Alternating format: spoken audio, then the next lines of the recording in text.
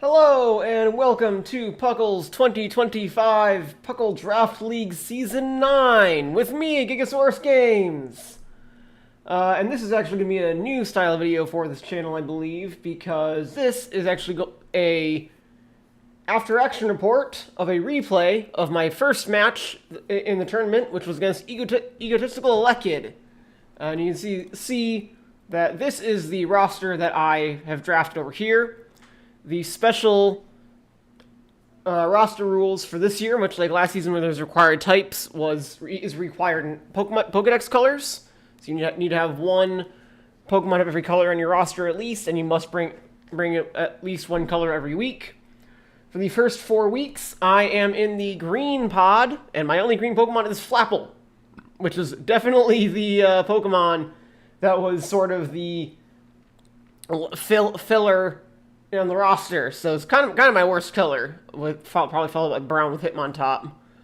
But the way I ran my draft was I actually had the first draft choice in our pool, and I drafted Mega Diancie because it's a Pokemon that back in Gen 7 I was actually pretty good at using and made a pretty good solid team that I was good at piloting for OU. And then I matched it with Kingambit, which is a fairly scary sweeper, less so in draft probably, but because after Mega Diancie can break the opposing team, Kingambit can come in and clean up with its bulk and sucker punch much of the time.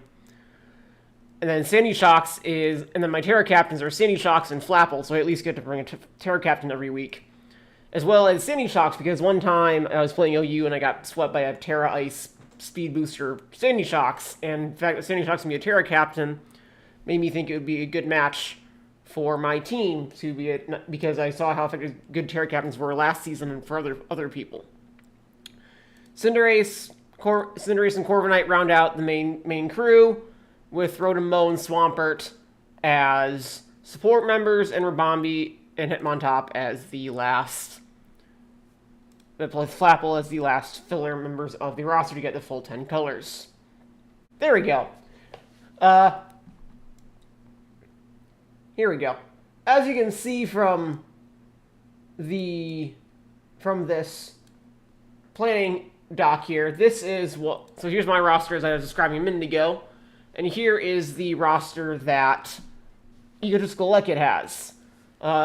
They have to bring Tornadus Therian. Green is kind of a scary color when I have to bring Flapple, and my opponent gets to bring Tornadus Therian, one of the most versatile Pokemon in draft. And I'm also expecting them to bring Kyurem Black, because it's just a pretty scary Pokemon. Toedscruel I'm somewhat expecting because I think they will fear certain of my members. In particular, I think they're going to be afraid of. I think it was Kingambit was the one I expected Toedscruel to come to handle, or possibly Mega Diancie, either of them, because it's a grass ground type. And then Spore is also problematic. And I expect Gyarados, Mega Gyarados, because it's a scary sweeper with Dragon Dance. Zeraora, because of the speed, and Galarian Slowking for the pivot to come as well. I also am quite worried about this Slurpuff here, because if it sets up Sticky Web or Belly Drum on turn 1, I could very much have issues. So what I end up doing is I bring Mega Dancing, Kingambit, and Flapple as my core 2 plus the required.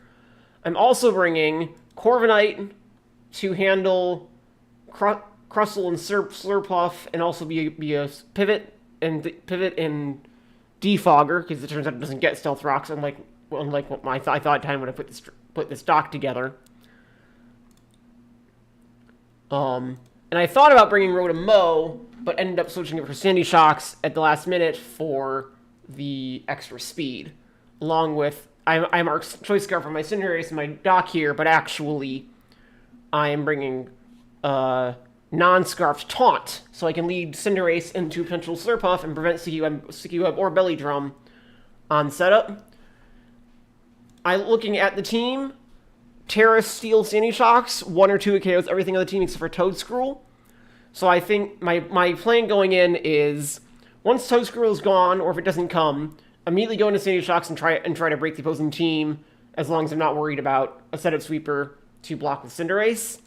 And in the late game, after looking at calcs, I think if I get a +1 up with Calm Mind, Mega Dancy more or less just wins from there.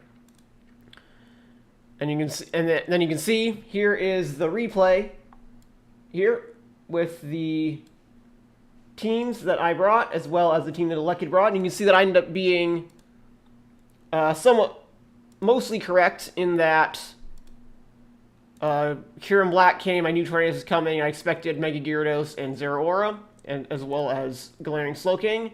But Slurpuff, which I was not quite worried about, did not come. Instead, Crustle came, which I didn't know what to think about initially.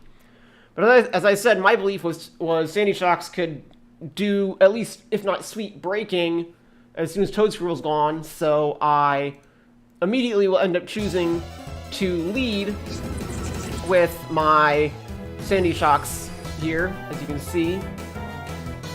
As my opponent actually ends up leading with Crustle. And what you'll notice here, as I'm mentioning things about instability, I'll keep leaving and joining. This is because the reason this is an after-action report is I recorded this, or I fought this match while I was at a restaurant waiting for some really quite slow service to come. So, turned out the restaurant Wi-Fi wasn't the most stable in the world. So you'll see me coming in and out over here until it finally stabilizes near the end. I was pretty sure I would live one from a Crustle, which I did, so I get 2 KO in return. I Flash Scan it. I know I'm not going to kill the Slowking, and no it's going to kill me in return, so I just get my Rock Fit for later, as I'm having more instability problems. King Game is a good answer to Galarian Slowking, so I go into it, which forces the sack of Crustle, so I don't have to worry about anything weird it'll do anymore. As King Gambit brings in Zeraora, which I know gets fighting moves. I was in close combat. It actually brought Aura Sphere. So I go into Flapple as a pivot, which barely lives. I get off a Sucker Punch. Turns out Hustle Choice Band still not enough to kill the non-stab Sucker Punch. But it does get it in range where Life Orb takes up the Zeraora, which makes the double down. So I go into my alternate lead of Cinderace, because I can always just U-turn as a fast Mon. And if Mega Gyarados comes in, which I expected, I can taunt it to prevent the Dragon Dance, because of course I'm a Cinderace, I'm probably forced out after Intimidate from a Gyarados, but of course I can instead taunt it to avoid setup, and then try to follow up by hitting it with High Jump Kick, I think is going to knock me out the next turn. Instead it just goes to Tornadus, which gives me a chance to go into Diancie, because I'm noticing there's not much left that can really hurt me that badly. Which is my opportunity to get up a Calm Mind here, as I Mega to avoid any weird Thunder Wave or Toxic from the Slowking, as it just sees that coming because of Magic Mounts and just lets this call me instead. Does get the status, so I am now on a bit of a timer if I don't manage to kill everything in time. And Mega Slowking is still very bulky, so I don't get the one-hit KO. As Tornadus, which I don't think it hurt me, comes in. So I just decided to try and use Draining Kiss as I get hit by a Weather Ball, which I was not expecting. And I don't even get the kill. But if you can see from the calc here, I'm not scheduled to die to another one, so I just stay in. I think I go for Moonblast in case something tries to switch in. Yeah, yes, I do. So now I'm pretty low here. I believe Slowking comes in now. Yep. Which I know I kill with an Earth Power, but I can't Draining Kiss to get health back, so I'm just gonna be down to range for one more burn. Proc will knock me out. So I'm expecting to have to clean up with probably King Gambit in the back. As a Kyurem comes in, and this is the interesting part, so I go for Draining Kiss. It lives, even at +1 stab, super effective. Draining Kiss isn't the strongest move, but then he goes for Body Press, because it turned out that was a Life Orb defensive Kyurem, which led to quite a lot of conversation in the PUCL Discord, Match Spoil's channel afterwards, about the value of Kyurem Black as I survive the Body Press, knock it out the following turn, and then knock out Mega Gyarados for the win. And therefore, showing, as I expected, that Diancie getting one Calm Mind off just kinda wins. And so, at the end of this match, I am 1-0, going into the rest of my matches. I will say, as a spoiler, I recorded the rest of my matches before I came back to take care of this after action report finally. I am not the most enthusiastic in my next match, as you will hear, but with that, that was the first match against EgotisticalElekid. Good game to my opponent, and I hope you all enjoyed watching and listening to my first after action report on the GigaSaurusGames channel. And with that said, this has been GigaSaurusGames signing off. Bye.